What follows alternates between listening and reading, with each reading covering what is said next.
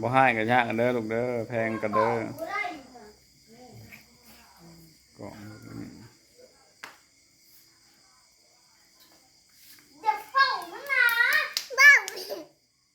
บ่เป่าของอ้ายลูกคำบ่เฮ็ดกับอ้ายเด้อไปเดี๋ยวมันก็สิดับตัวลุมเบิ่งกับน้องเด้อเบิ่งกับน้องอีไปตัวลุมดับแล้วลูกหลานไปเบิ่งด้วยฮะ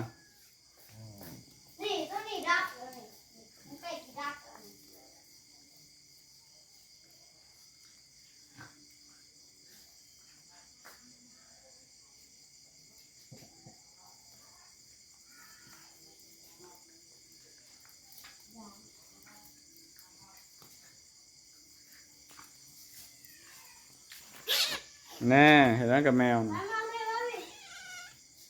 เจ๊แม่นยังเลยเห็นยังกับน้องนะครับบ่เห็นกับน้องเด้ออย่าพาเป่าลูกละบ่พาเป่ามันดับเองมันเด้อ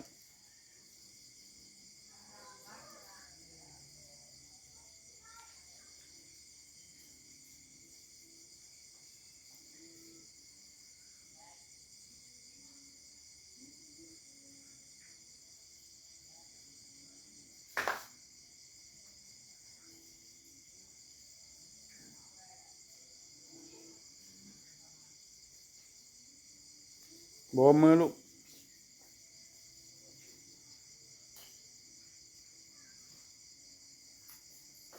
แม่เบียตีน้องไหมเบื่อกับน้องแล้วเบื่อกับน้องแล้ว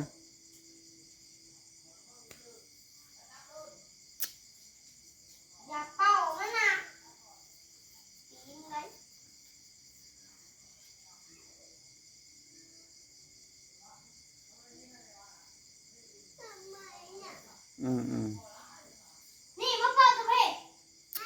นี่มาเป่าตัวนี้เป่า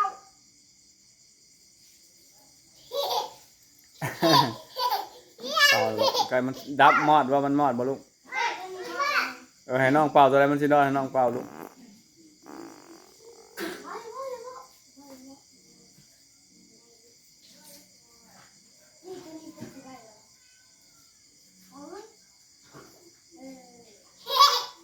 เป่าดับแล้วตบมือพร้อมลูก